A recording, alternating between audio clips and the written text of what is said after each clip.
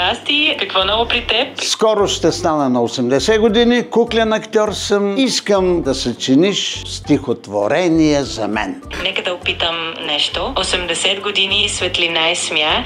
На сцената живот си вдъхвал с размах. Кукли разказват твоите топли истории. Всеки герой оживява в твоите длани. А може ли това да бъде изпято? 80 години, светлина и смях. Кукли разказват твоите топли истории. Чати, моля те да изпееш една песен за макарон. Нека пробваме нещо. Макарон за приключения, тук в България. С Бог си носи радост, смях и компания. Сладко изненадва всеки весел ден. С макарон и бокси светът е споделен. Споделям ти моята благодарност.